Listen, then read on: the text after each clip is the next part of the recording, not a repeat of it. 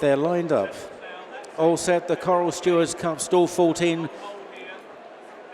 Puro Songway was just playing up a little bit, but they all get away from the stalls. Get It very quickly into stride on the stand side on the right, chased by Apollo 1. These two blazing the trail from cover up over there, and Strike Red is chasing. Down the centre, Ramazan is chased by the XO, and Puro Songway, the favourite in the dark jacket with the beige sleeves, and Lethal Levi showing lethal early speed in the orange and the white sleeves, followed by Mr. Wagyu. Also over there is 7 Questions. On the extreme left, Rhythm and Hooves and Rocket Rodney, chased by Dare to Hope. Then further back is Dream Composer. After Ramazan, the XO under pressure. Summergand is at the back of that group, and also towards the rear of that group is Rohan and 5,000 to 1. Meanwhile, on the stand side, Cover Up has come through. Get It is still there under the rail from Apollo 1, Dark Truter, and then Mostapshir and Strike Red as they race on now towards the final furlong. Cover Up, Apollo 1, Get It on the stand side, possibly have it at this stage. A couple of lengths then to Ramazan down the centre. Rhythm and Hooves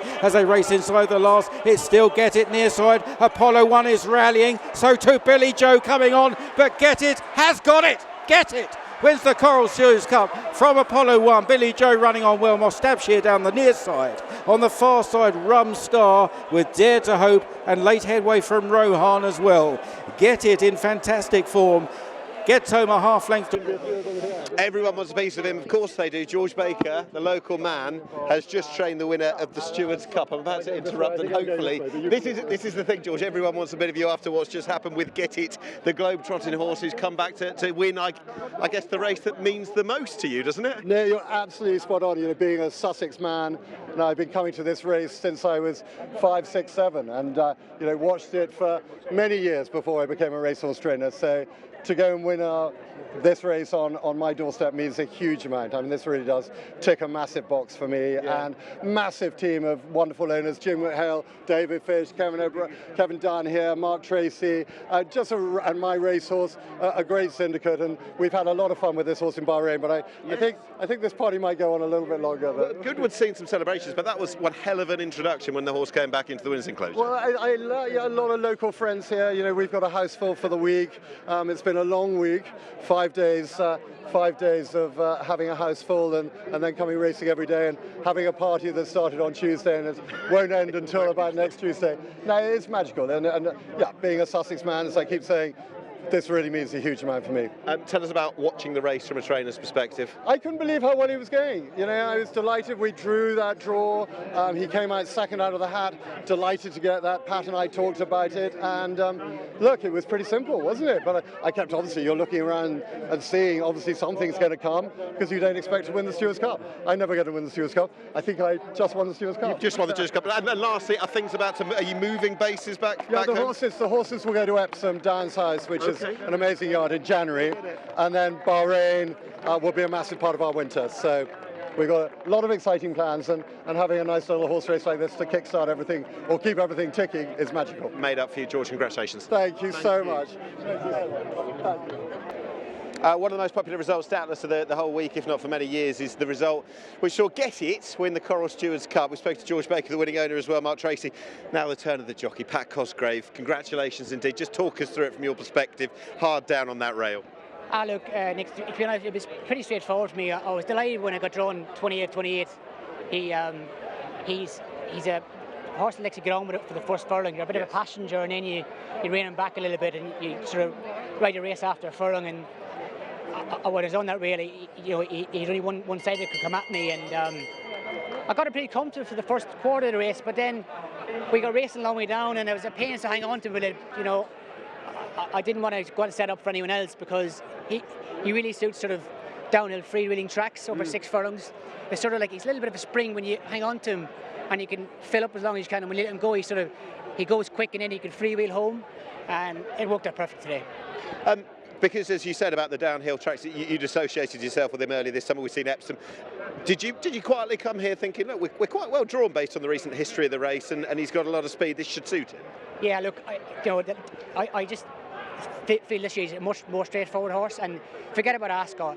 He doesn't like Ascot for a reason. He was a wash of sweat, and it was back to 5 furlongs on an uphill track, and he's a front runner. Like, just it's very hard to make the running at Ascot, and I was only beat 3.5 lengths, and he had a meltdown. So I wouldn't say I think he was going to win, but I didn't think it should have been a 50-1 shot. I thought, if you forget about his running in Ascot, he probably would have been a 18-20-1 shot, Right behind you is the Windsor enclosure, the calm after the storm. But just to put into words what it was like to come back into that Windsor enclosure, because look, you ride winners all around the world, but that was quite a special reception, wasn't it?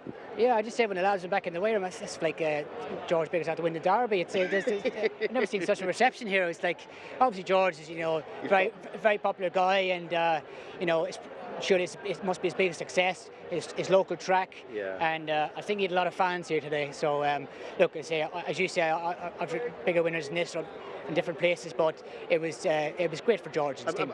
Prior to this, what was your relationship like with the Stewards Cup? How much experience and how had it gone? I probably should have won it not a couple of years ago. I probably should have won it about 10 years ago for James Fanshawe. I got beaten a horse. I got stopped in the run twice. Did you? I was drawn 1 or 2, and he let me know it as well. I got beat. But look, I haven't had loads of rides in the race. I've had a few, but I had a couple of near misses, but thankfully got the job done today. Congratulations. Thank you very much. Well done. Get It has won the big race today, the Coral Stewards Cup, and to the delight of so many people, not least Mark Tracy, part of the winning ownership team. Mark, just summarise what this moment has meant for you and so many people close to you, bringing this horse back in, because I saw you lead him back in. What was that like?